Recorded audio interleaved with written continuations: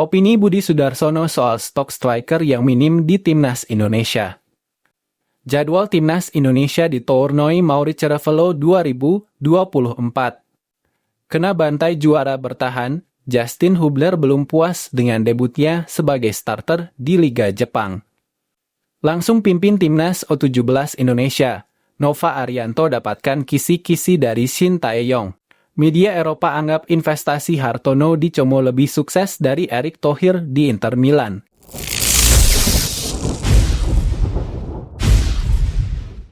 Opini Budi Sudarsono soal stok striker yang minim di Timnas Indonesia.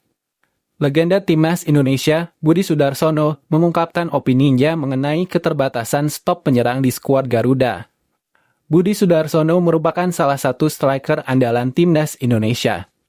Ia mampu mengemas 16 gol dari 46 laga membela skuad Garuda sejak 2001 sampai 2010. Timnas Indonesia sejatinya memiliki talenta-talenta berbakat di sektor depan seperti Ilham Jayakusuma, Boaz Solosa, Kurniawan Dwi Yulianto, dan Bambang Pamungkas. Akan tetapi, kini Timnas Indonesia tampak tak seperti mempunyai pemain depan dengan kualitas apik yang berasal dari kompetisi lokal. Timnas Indonesia sejatinya memiliki penyerang muda seperti Ramadan Sananta dan Hoki Caraka yang saat ini bermain di kasta teratas Liga Indonesia. Namun, kehadiran Sananta dan Hoki Caraka di lini serang Timnas Indonesia dinilai belum mampu untuk menjawab ekspektasi publik. Budi Sudarsono mengungkapkan bahwa kesulitan Timnas Indonesia memiliki penyerang tajam seperti pada masa kemasannya karena klub Liga 1 lebih memilih untuk mengisi posisi striker dengan pemain asing. Ex-penyerang Persik Kediri itu menjelaskan minimnya kesempatan bermain striker lokal membuat Indonesia sulit memproduksi pemain depan berkualitas. Problemnya itu di kompetisi, bedanya striker yang sekarang ada di klub Liga 1, pemain asing dan pemain lokal jarang, kata Budi Sudarsono kepada awak media termasuk Kompas. Seusai acara bertajuk 94 tahun PSSI mau kemana? Ramadan Sananta pun jarang. Jadi, jam terbang itu perlu, apalagi di internasional, tutur dia menambahkan. Di samping itu, Budi menuturkan formasi tim saat ini juga kebanyakan memakai satu striker. Kebanyakan tim-tim Liga 1 memakai pemain asing, nah apalagi formasi dulu memakai 2 striker, tetapi sekarang 1, ungkapnya. Walau demikian, legenda sepak bola Indonesia berumur 44 tahun itu mengatakan, kehadiran pemain asing seharusnya bisa menjadi motivasi bagi pemain-pemain Indonesia untuk bersaing. Menurut saya, itu seharusnya menjadi motivasi untuk mengalahkan pemain asing, ungkap pria kelahiran Kediri itu.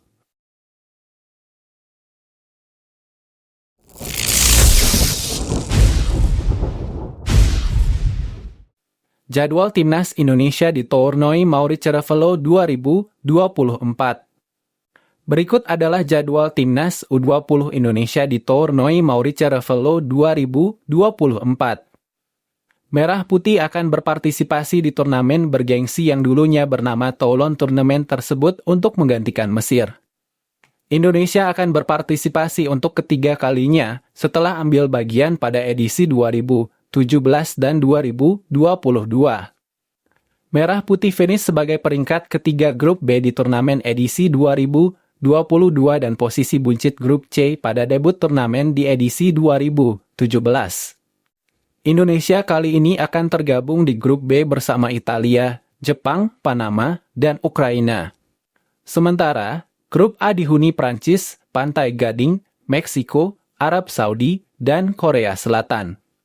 Tahun ini akan menandai edisi ke-50 Tournoi Maurice Revello yang sebelumnya dikenal dengan nama Tournoi de Toulon. Baca juga, Indonesia ikut turnamen Toulon 2024, gantikan Mesir. Segrup dengan Italia. Turnamen usia muda legendaris ini pernah diikuti nama-nama besar sepak bola seperti Cristiano Ronaldo dan Zinedine Zidane. Turnamen akan bergulir pada 3-16 Juni 2024 dan bergulir di beberapa kota.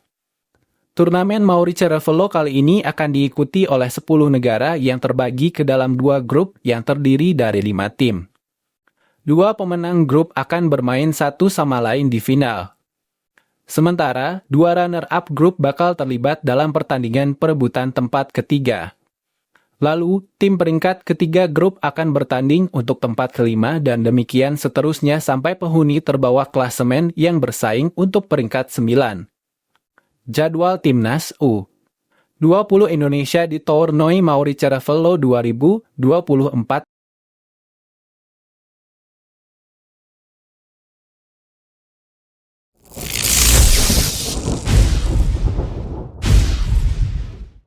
Rafael Struijk terpilih jadi future start Piala Asia U23 2024. Penyerang Timnas U23 Indonesia, Rafael Struijk, terpilih sebagai future start of the tournament di Piala Asia U23 2024. Penghargaan itu diberikan melalui pemungutan suara atau voting para penggemar di laman AFC yang ditutup pada Rabu 8 Mei 2024. Struijk mengungguli Mao Hosaya Jepang, Kusai Norchav Uzbekistan, Ali Jassim Irak, Abdullah Radif Arab Saudi, dan Ahmed Al-Rawi Qatar. Rafael Struijk menjadi salah satu kunci keberhasilan Indonesia yang berstatus sebagai tim debutan melaju ke semifinal Piala Asia U23 2024. Pemain berusia 21 tahun itu mencetak 2 gol yang semuanya tercipta saat melawan Korea Selatan di perempat final. Struijk membuka keunggulan Indonesia pada menit ke-15 setelah sepakannya dari luar kotak penalti terarah ke kiri atas gawang. Gol tersebut juga masuk dalam nominasi gol terbaik Piala Asia U23 2024.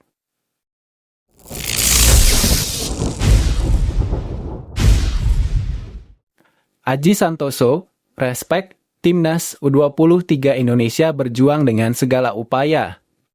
Aji Santoso merasa kegagalan Timnas U23 Indonesia melaju ke Olimpiade 2024 Paris tidak perlu diratapi. Justru sebaliknya, Witan Sulaiman dan kawan-kawan harus disambut dengan apresiasi karena berhasil membawa Garuda Muda sangat dekat dengan Olimpiade. Kita harus respect terhadap pencapaian timnas kita meskipun akhirnya kita gagal ke Olimpiade, mereka sudah berjuang dengan segala upaya, ujarnya. Seperti diketahui, timnas Indonesia terakhir kali berpartisipasi di Olimpiade adalah pada tahun 1956. Selama 68 tahun Indonesia berusaha mencari jalan kembali, namun tak mampu bersaing. Sampai akhirnya pada tahun 2024 ini, angin perubahan yang dibawa pelatih Shin Tae-yong berhasil membuka jalan harapan menuju kembali ke Olimpiade melalui Piala Asia U23 2024. Sebagai catatan pula, tahun ini juga menjadi partisipasi pertama Indonesia tampil di turnamen U23 paling bergengsi antar negara Asia tersebut. Sebagai debutan, Indonesia berhasil membuat kejutan dengan mengalahkan Australia dan Yordania yang punya pengalaman lebih. Baca juga strategi demi wujudkan mimpi timnas Indonesia ke Olimpiade 2. Kemenangan tersebut cukup membuat Indonesia kembali menciptakan sejarah baru dengan lolos ke babak 8 besar Piala Asia U23 2024 untuk pertama kali. Sekaligus memenuhi target dari PSSI. Menurut Aji Santoso, yang terpenting saat ini Indonesia telah berhasil menunjukkan kemampuan untuk bersaing secara kompetitif. Kemarin kalau karena kekuatan tim kita tidak lengkap itu yang membuat sedikit susah untuk menang, kata pelatih berlisensi AFC Pro itu. Tetapi harus tetap melangkah ke depan demi kebaikan dan kemajuan sepak bola kita. Mudah-mudahan dengan prestasi yang dicapai saat ini menambah gairah dan semangat untuk bisa lebih baik lagi sepak bola kita, tuturnya menutup.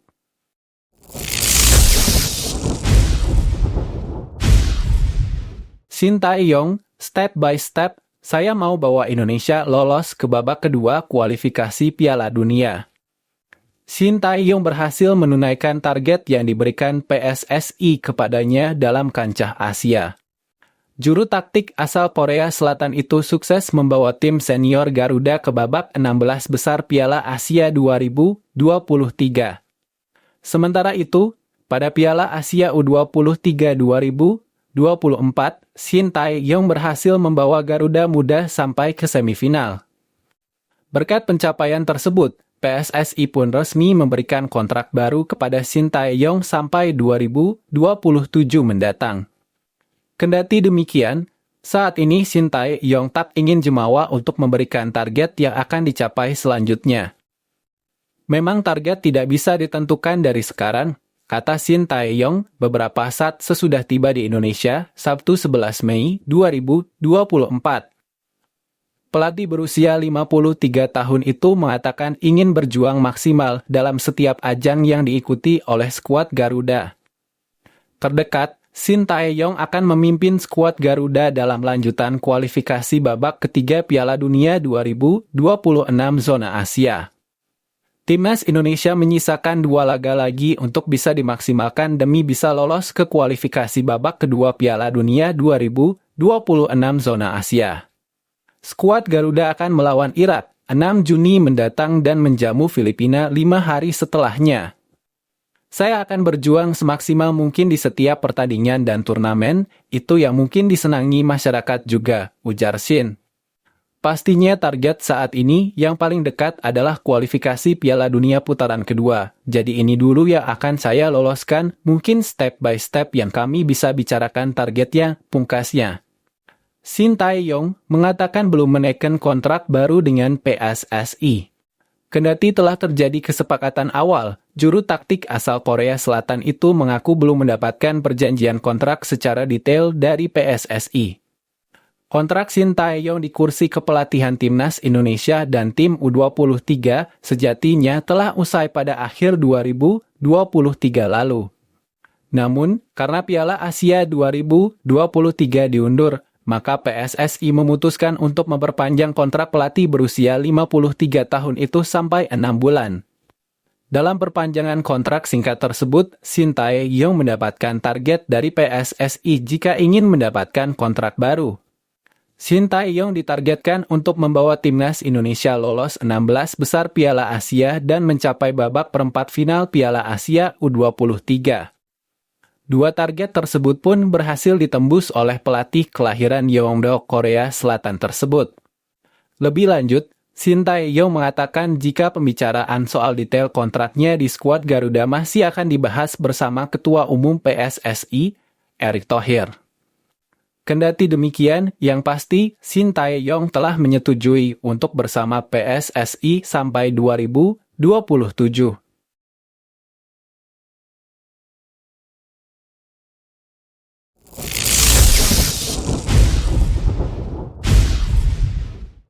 Kena bantai juara bertahan, Justin Hubler belum puas dengan debutnya sebagai starter di Liga Jepang.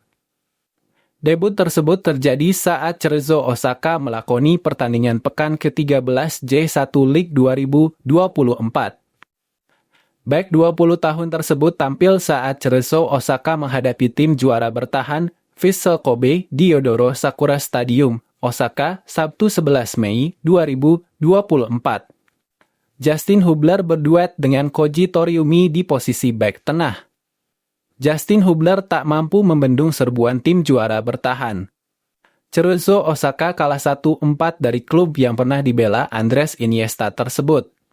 Kekalahan tersebut membuat Cerezo Osaka tertahan di posisi ke-7 klasemen sementara. Justin Hubler pun angkat bicara usai catatkan debut sebagai starter di Liga Jepang.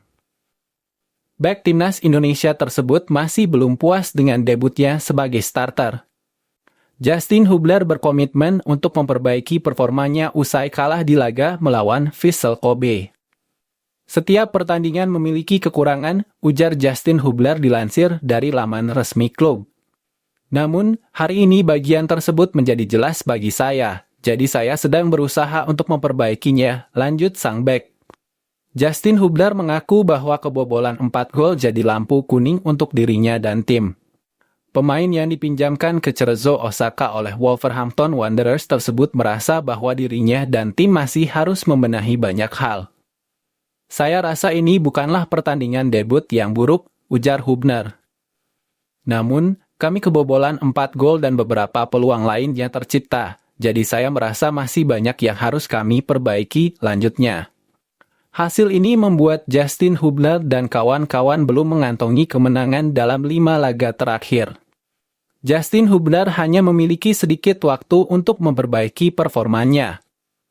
Bek 20 tahun tersebut cuma mempunyai jeda 4 hari. Cerezo Osaka bakal menghadapi laga berat pada pekan berikutnya. Pada tanggal 15 Mei, Cerezo Osaka bakal bertandang ke markas tim runner-up klasemen sementara, Machida Sylvia. Machida Sylvia sendiri memiliki poin yang sama dengan Vissel Kobe di puncak klasemen.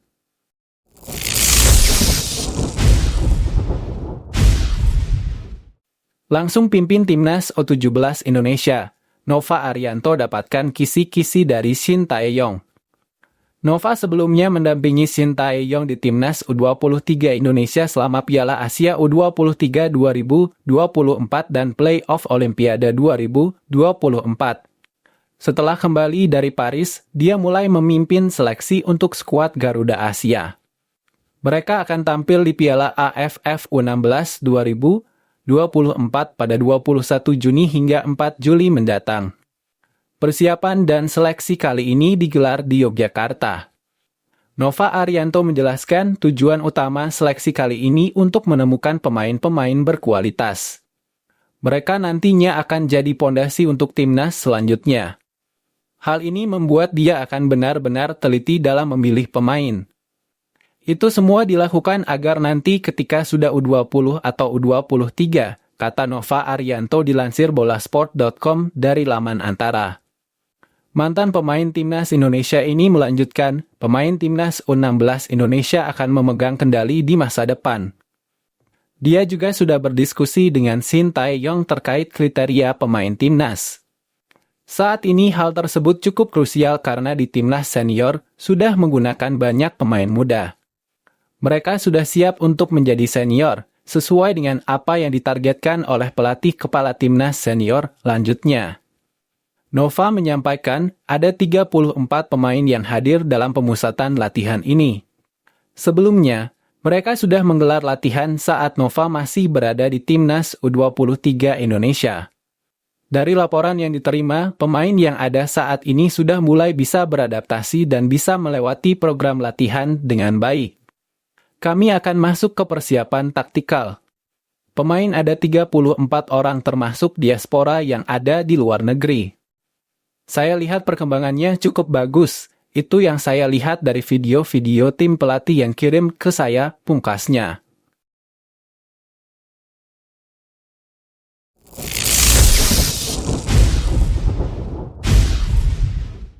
Media Eropa anggap investasi Hartono di Como lebih sukses dari Erick Thohir di Inter Milan. 1 dekade setelah Erick Thohir bersama Inter Milan, ada orang Indonesia lagi yang menjadi pembicaraan di Liga Italia. Mereka adalah Hartono bersaudara, pemilik Como 1907 yang dibeli kala masih berada di kasta ketiga. Hartono bersaudara mengakuisisi klub di kota kecil yang terkenal dengan danaunya itu dengan harga kurang dari 5 miliar rupiah pada 2019. Pada tahun kelima, Como berhasil diubah dari klub tak berfungsi menjadi partisipan Serie A 2024 hingga 2025. Jurnalis James Horncastle di The Athletic mengulas positif kinerja Hartono di klub dengan kostum utama berwarna biru putih itu. Perbandingan dengan Erick Thohir di Inter Milan menjadi tak terelakkan. Era Erick di Inter tak dikenang dengan baik dalam prestasi walaupun dia diakui memodernisasi klub yang lama dimiliki keluarga Moratti. Erick kini menjadi figur besar di Indonesia dengan menjadi menteri dan ketua umum PSSI. Hartono bukan orang Indonesia pertama yang berinvestasi di Italia, tulis James Horncastle di The Athletic. Lebih dari 1 dekade silam, Erick Thohir membeli Inter Milan yang berlatih di Appiano Gentile, dekat Como. Thohir menjualnya pada 2016. Di tengah kritik dia tak punya sumber daya mencukupi untuk terus tampil di Inter. Perekrutan terbesar pertamanya, Hernanes, gelandang dari Lazio, bermain di bawah standar. Usaha untuk menukar pemain favorit fans, Freddy Guarin, dengan penyerang rival Juventus, Mirko Vucinic, menimbulkan protes yang membatalkan transfer itu. Selama 5 tahun di Como, Hartono bersaudara membuktikan bekerja dengan lebih cermat dan produktif. Adil jika mengatakan Hartono bekerja di level yang berbeda, tulis Horncastle. Mereka adalah pemilik klub paling kaya di Italia dibandingkan Premier League. Mereka lebih kaya dibanding jumlah gabungan harta Sir Jim Ratcliffe, Stan Kroenke, dan Todd Boehly. Hartono juga mempekerjakan orang yang tepat di jajaran manajemen, pelatih, hingga pemain. Terdapat ex-kapten Chelsea, Dennis Wise, sebagai Sporting CEO, ex-asisten Crystal Palace, Ocean Robertson sebagai pelatih, dan Cesc Fabregas sebagai asisten. Ex-AC Milan, Simone Verdi, dan mantan pemain Wolverhampton, Patrick Cutrone, menjadi figur paling tenar di jajaran pemain. Menyambut tantangan lebih berat di Serie A, patut ditunggu gebrakan transfer Hartono untuk meladeni Juventus dan lainnya.